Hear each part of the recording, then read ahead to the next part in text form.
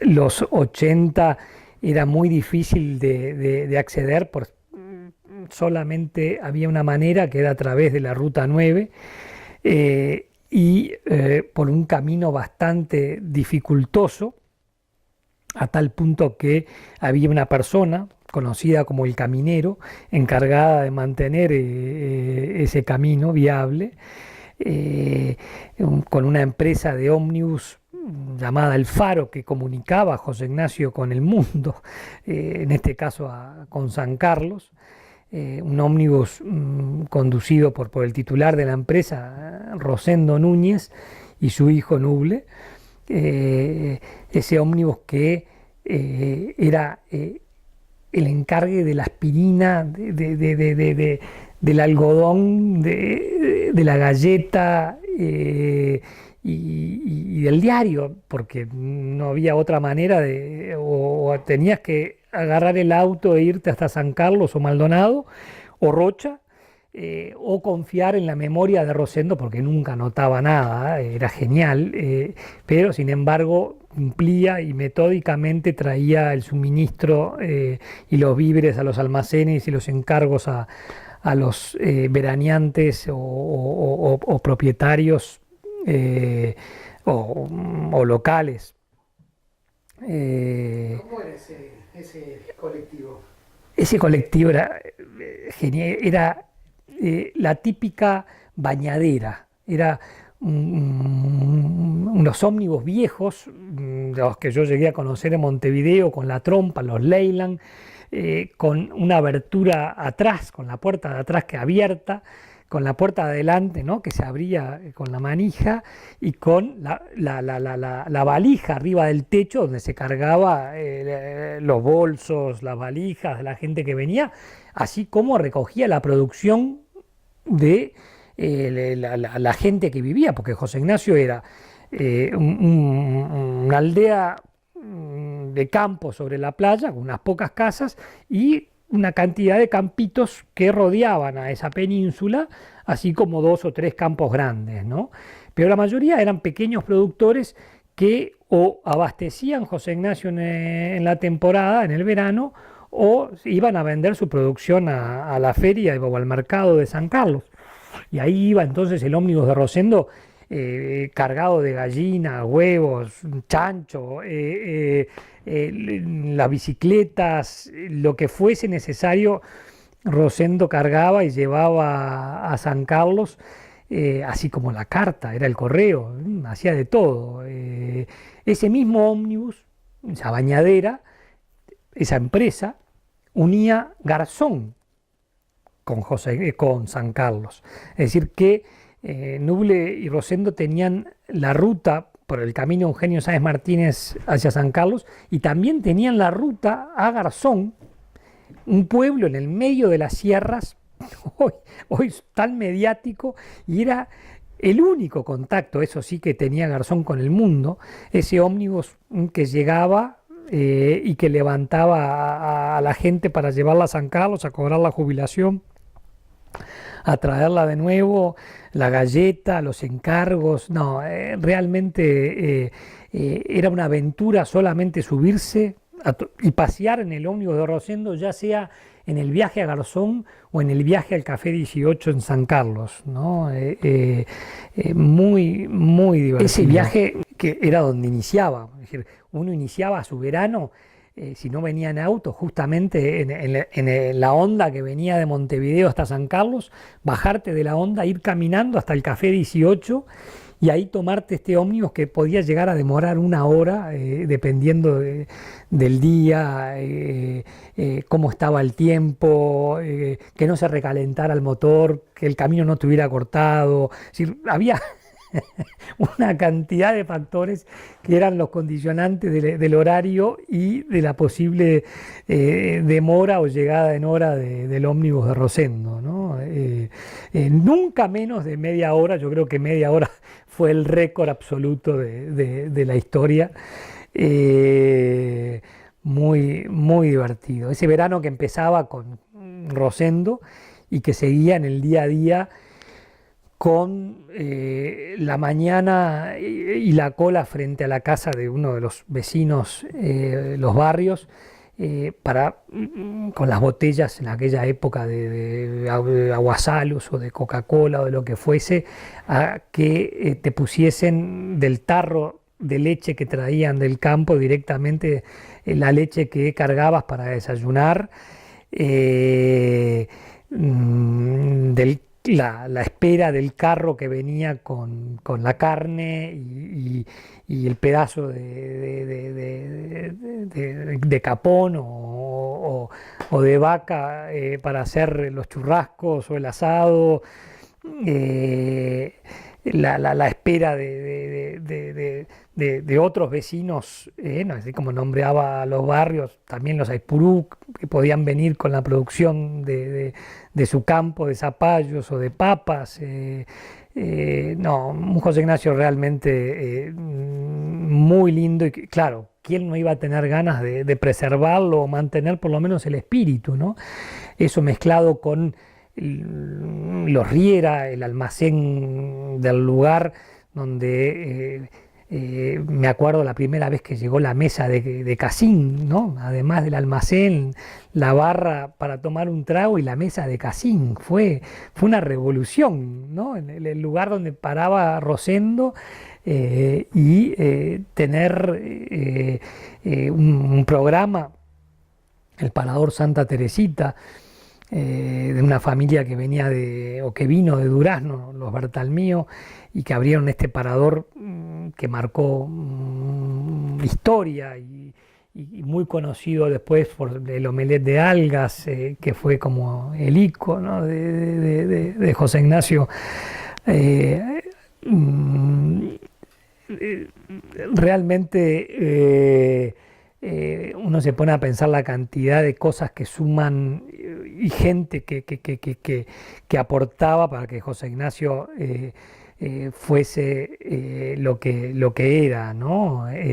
A veces mal confundido con un pueblito de pescadores, cuando en realidad no lo era. Acá venía gente que le encantaba pescar, sí, pueblito de pescadores porque venía gente que le encantaba pescar y pasaba todo el día pescando.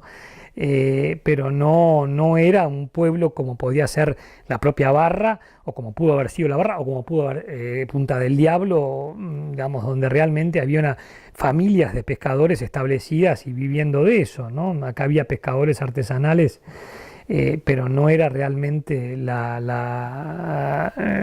fuerte. ¿Mm? Eh, como la historia del primer teléfono, cómo llega la demanda a los vecinos de los postes para poner en el camino y traer la línea, ¿no? Exactamente en este momento, no quiero decirte una cosa por otra, pero si mal no recuerdo, el teléfono es en los años 70 también, fin de los 60, 70, con una demanda de una de las herederas del fundador del pueblo, porque el pueblo, ¿no? El pueblito Faro José Ignacio, la península, 36 manzanas, nada más, fueron, fue un fraccionamiento hecho en el año 1908, si mal no recuerdo, hecho por un agrimensor y adquirido por prescripción, llamado Eugenio Sáez Martínez, fundador, en honor al cual la calle principal de acceso desde la Ruta 9 lleva su nombre, y sus descendientes, en su mayoría gente de Montevideo, los herederos de este pueblo, ¿no? Entre ellas, la más protagonista, o la que tuvo el rol protagónico en el hacer, fue Blanca, ¿no? Blanca Martorell, quien, bueno, peleó por todo desde que vino al lugar, por las mejoras, por los servicios. Fue la primer telefonista, ella instaló en su casa el teléfono, bueno, ese teléfono que estaba instalado donde hoy es lo de Leticia Darenberg, ahí arriba Los Pescadores. No, esas cosas de pueblo, donde, claro, el telefonista comunicaba, pero también era parte de la comunicación. Entonces era el que te pasaba los recados si alguien no estaba, o donde vos ibas a buscar, che, me llamó, no me llamaron. Era eso que hizo la radio en el campo del Uruguay tanto tiempo, que uno se comunicaba a través de los telegramas y esperaba el mediodía o la noche para comunicarse con su familia. Bueno, en José Ignacio estaba el telegrama, pero además estaba Blanca o después eh, los diferentes, las diferentes personas que tuvieron el teléfono, ¿no? Muy, muy lindo, realmente una época muy linda. Y bueno, por supuesto que esa ley de que te comentaba, que definió la marca José Ignacio, no fue una ley fácil de lograr. Hubo que, como te decía, charlar con toda la gente del lugar o los locales realmente, que para ellos quizás progreso era diferente al concepto de lo que veníamos de afuera. Y sin embargo, el objetivo era claro, todos queríamos lo mismo, el tema era encontrar mediante qué caminos, ¿no? Digamos, qué caminos logramos esto. Discutimos, pensábamos que los caminos eran diferentes, pero fue realmente muy rápido como nos pusimos de acuerdo y logramos apoyar y definir este código que hoy permitió a José Ignacio crecer y llegar al 2014 con una presión mediática enorme, ser uno o el principal lugar de los 15 lugares del mundo más recomendados para conocer. Y sin embargo, no hay plata que pueda romper, ni presión política que pueda romper lo que es la normativa del carácter del lugar. Para ello, repito, siempre existió y debe existir una comunidad participativa y un lugar como es la Liga de Fomento, donde los propietarios uruguayos y en su mayoría extranjeros se ven representados para que los que quieran trabajar en su nombre lo hagan y logren tratar de mantener este lugar tal cual es, ¿no? Sin perder ese espíritu. Y la población local estable en el año 70, te diría que, si yo mal no recuerdo, serían acá en el casco unas 5 o 6 familias, y bueno, en el campo 20, 30, siempre pensando a José Ignacio como la zona entre la laguna José Ignacio, la laguna Garzón, la Ruta 9 y el mar, porque también hay un José Ignacio al norte de Ruta 9, próximo a Garzón y la zona del entorno de Garzón. Justamente hoy la alcaldía de Garzón, que también gobierna sobre José Ignacio, justamente tiene esa jurisdicción, ¿no? Garzón, un poco la zona al norte de Ruta 9 y José Ignacio, lo que es la zona al sur de la Ruta 9 entre las dos lagunas. Es increíble, ¿no? Porque con todo lo que ha crecido José Ignacio en población flotante, todas las, no te digo miles porque no hay, pero sí cientos de construcciones que se han hecho en los últimos 20 años, ese crecimiento no se ve reflejado en la población estable del José Ignacio. Si me preguntás hoy cuánto es la población estable del casco de José Ignacio, te diría que en lugar de 5 o 6 familias como eran en los 70, serán 15 familias. Es ridículo, lo que significa no más de 50 personas viviendo en forma estable acá en lo que es el casco.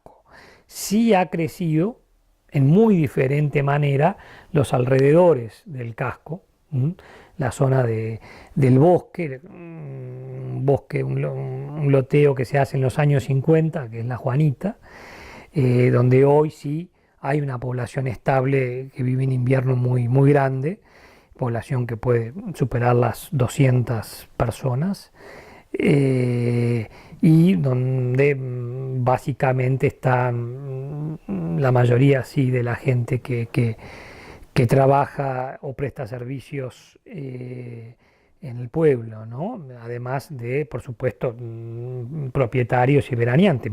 Mi casa es en La Juanita. Hoy yo vivo en La Juanita y estoy feliz de estar en José Ignacio, ser parte de José Ignacio, tener mi oficina acá, tener mi pedazo de tierra acá, pero soy feliz también hacer un par de cuadras y estar en el medio del bosque tranquilo durante la temporada, que realmente la población flotante aumenta muchísimo. El único servicio que teníamos era el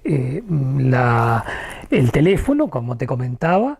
Después vino la luz y finalmente en los 90 vino el agua corriente, pero hasta entonces no teníamos servicios, ¿no? A tal punto que hasta los 90 cada casa debía contratar el servicio de aguatero, una persona que se encargaba de juntar agua acá en el pueblo y en la plaza donde estaba el único pozo digamos, del lugar. No había mucha infraestructura, era muy simple la infraestructura que tenía el pueblo.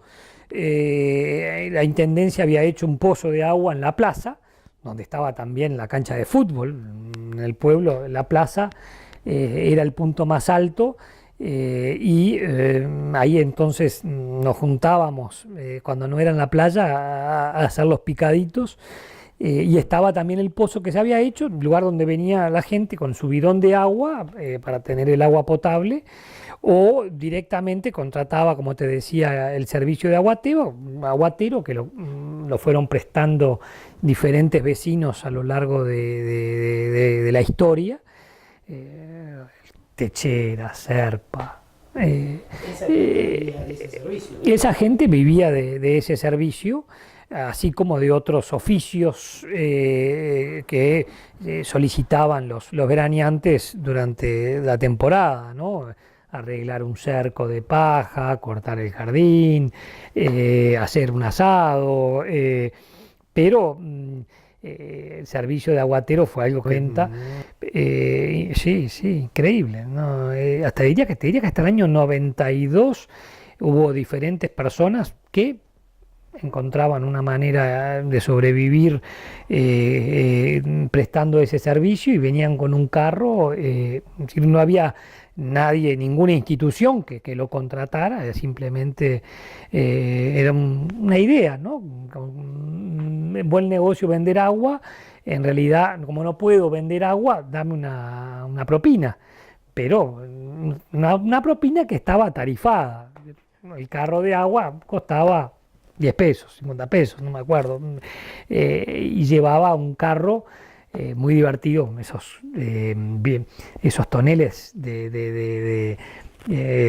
que tienen, yo no me acuerdo si son 50 o 100 litros, ¿no? Esos bidones grandes que había con gasoil, y ese bidón con un agujero. Entonces, apoyado arriba de ese gran tarro, digamos, apoyado arriba de un carro, tirado por un caballo.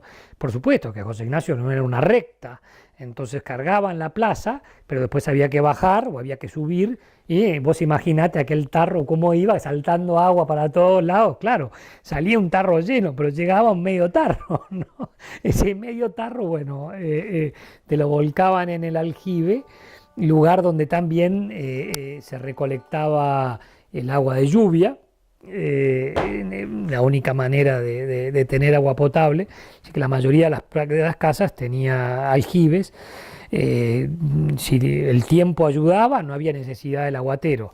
si el tiempo no ayudaba, si no llovía, había que pedirle al aguatero que trajese agua, ¿no, verdad? No, el agua de la plaza era un buen pozo, con agua potable, un agua mineral, un agua de pozo normal, sí, te diría que cualquier pozo, o por suerte, en lugares como José Ignacio, tienen buena calidad, por lo menos hasta ahora.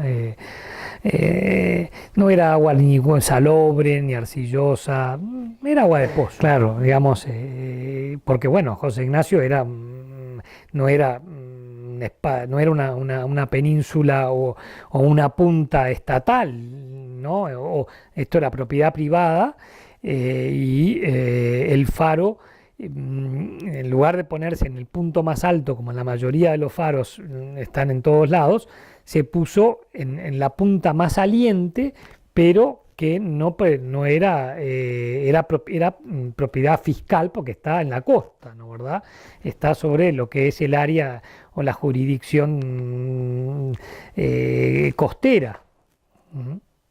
Entonces, claro, el faro está increíblemente en una punta de José Ignacio, pero no en el lugar más alto, sino en el lugar más bajo. Una aventura, porque, bueno, primero, en mi caso, nosotros éramos muchos hermanos, entonces teníamos ya de arranque la posibilidad de estar unos cuantos todos juntos. Eso sumado a los locales, y alguna familia que había en aquella época que venía de Rocha, alguna familia, por supuesto, de Maldonado, y bueno, formábamos grupos, un grupo pequeño que nos divertíamos todo el día en la playa, jugando al voleibol, jugando al fútbol, sobre todo al voleibol, esas cosas que uno puede hacer en forma mixta. El voleibol era algo típico de José Ignacio, para mí, en mis recuerdos por lo menos, así como después, sí, a la hora de la puesta al sol o de tardecita, el fútbol, el picadito, ¿no? Pero la playa no era el picado, sino que era el voleibol. Y esperando que le llegara la noche para el programa de la noche, el fogón, porque nosotros no teníamos luz, no teníamos nada, pero había que divertirse, o salíamos con la linterna si esperábamos que saliera la luna para tener un poco de luz, o directamente combinábamos y nos hacíamos fogones en distintos lugares de la playa acorde a los vientos. Y así fue pasando José Ignacio de toda la década del 70 y principio de la década del 80, con muchas más familias que venían ya de Montevideo y de Buenos Aires. Florín, Lins, boliche donde se jugaba las cartas allá frente al faro, boliche, lo de Clavijo, ¿no? Otro personaje del lugar, así como tenías el almacén de los Riera, el parador Santa Teresita, te decía Bertalmío, el boliche de Clavijo, el lugar donde se tomaban tragos y se jugaba al truco. Entonces, ¿dónde están los papás jugando al truco?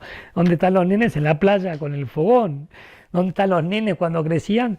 En Santa Teresita, que nos prestaban el lugar para después de determinado horario armar los bailes. ¿Y cómo armábamos los bailes?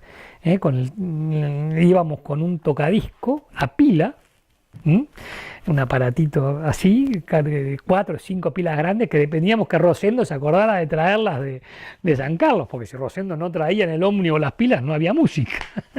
Entonces, bueno, esa era el José Ignacio que creo que muchísimos de los que hoy tenemos en el entorno de los 50 disfrutamos muchísimo, ¿no?